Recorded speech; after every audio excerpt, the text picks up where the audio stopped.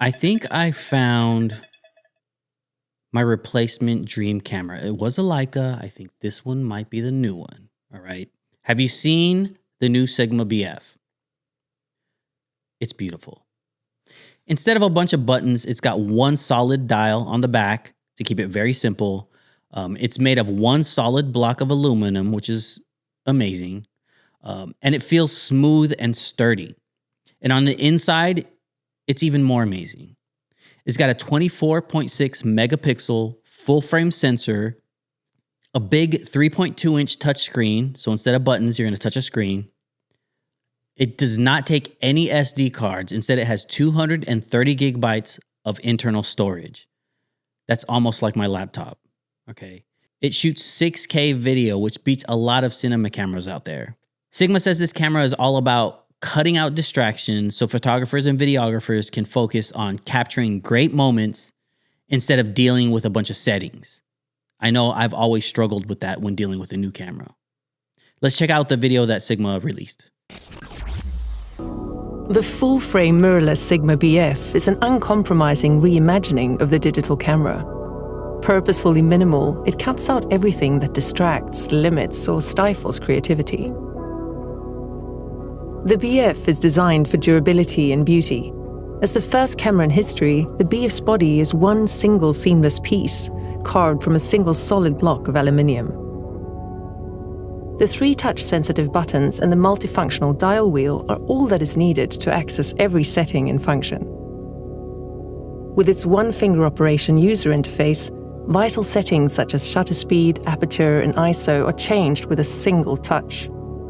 The restructured menu system provides quick and intuitive access to all possible options, with baseline settings such as upper and lower ISO limits available via simple submenus, and less frequently used functions waiting for you in the system menu.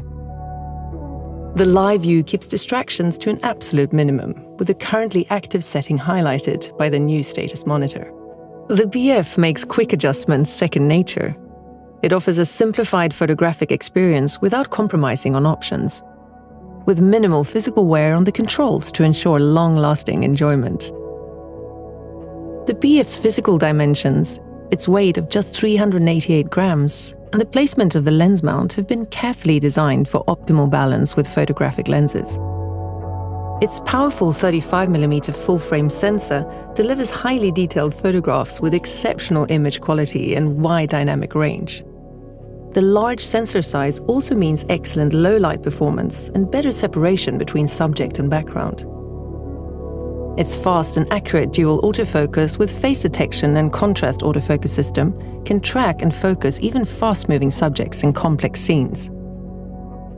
With 6K resolution, powerful HEVC encoding, L-log support, and up to 120 frames per second, the BF provides videographers with a nimble and versatile camera.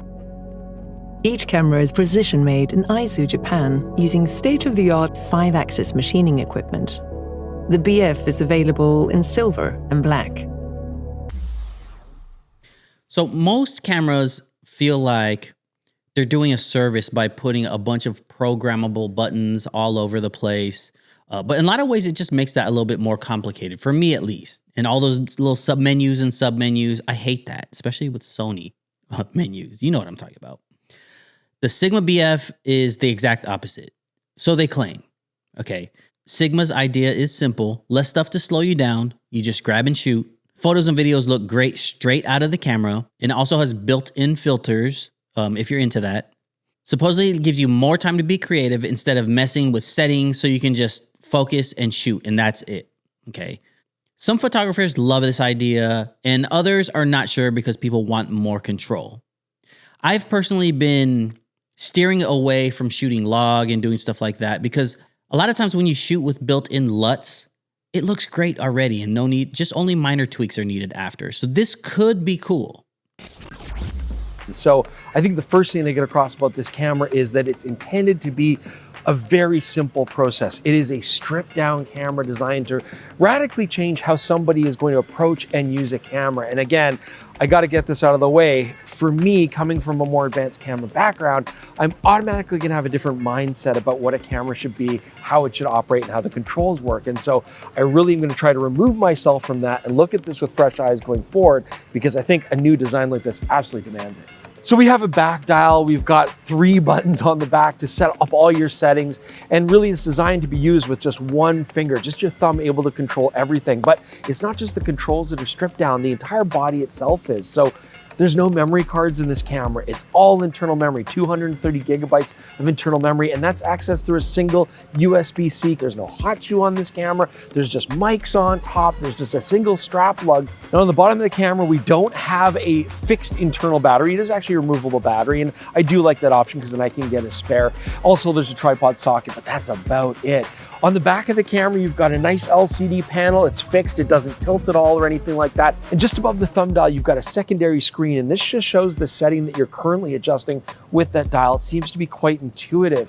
There's absolutely no EVF on this camera. There's no option to use an EVF. I was wondering if it used the external system from the FP, but it does not, because this is a brand new body design. Just unibody, just out of one single aluminum billet, it's machined. Very striking to look at, very compact and very lightweight. Okay, so the big question, is this the camera of the future?